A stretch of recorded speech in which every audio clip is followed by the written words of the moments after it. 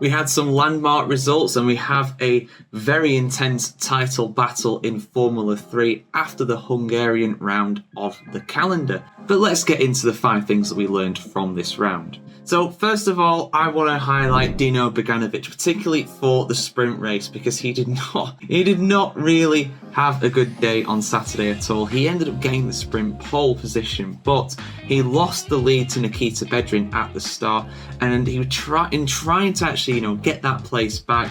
He ended up making a mistake. An ambitious move on Bedrin ended up going wide, and because of that, the Thai driver got ahead of him. I will just try and pronounce his name.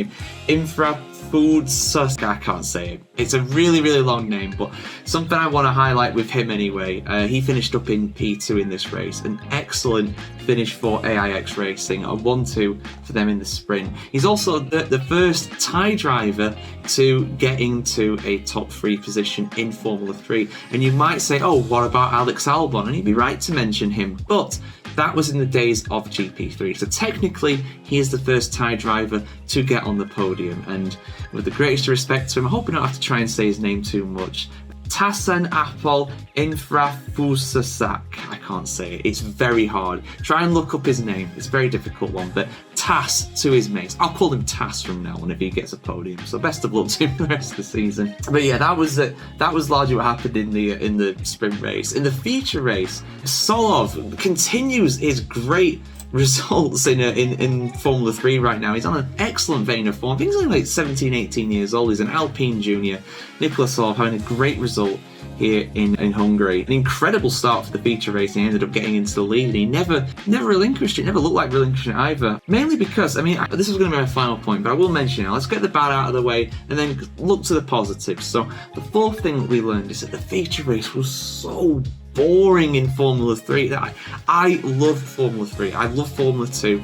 I really enjoy watching them on a Sunday morning, in particular before the F1 later in the day. But my goodness me, was this a bad race. Now, I know Hungary's a very difficult track to overtake around. I'm not going to deny that, because it is. And I'm not going to blame the drivers, because they're obviously doing their best, but the entire feature race was basically 2 long trains. You had, I think it was a top 6 that was headed up by Solov, everybody separated by less than a second.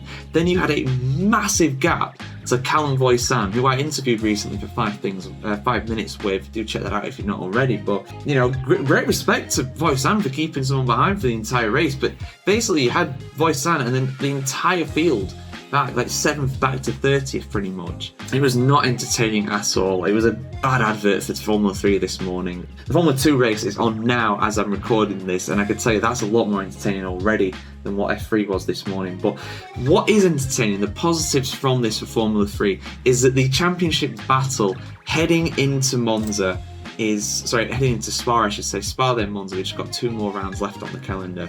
It's very, very tight, because Gabriele Mini, Luke Browning and Arvin Lindblad all didn't score in the feature race, which all meant that Leon Fornaroli got a 4th place and closes up on that battle at the top. Even Christian Mansell can't be discounted at this point, but between the top 4 in the championship, it is just 10 points with 4 races left to go, 2 features and 2 sprints. So this is a very, very tight championship battle, and it's going to be very exciting heading into Spa next week, where Sophia should be back to be able to cover this one for you guys, but I'm just filling in here with this one. I hope you enjoyed watching her video last week. I think she did a standout job. Show us some love in the comments if you've not already seen that video. But yeah, that's the review of what happened in Hungary with Formula 3. Not the most entertaining weekend, but I think it really sets us up for 2 thrilling rounds in Belgium and Italy in the next couple of months really, because we've got summer break in between. So yeah, for much more reaction to the support series like this, keep it tuned right here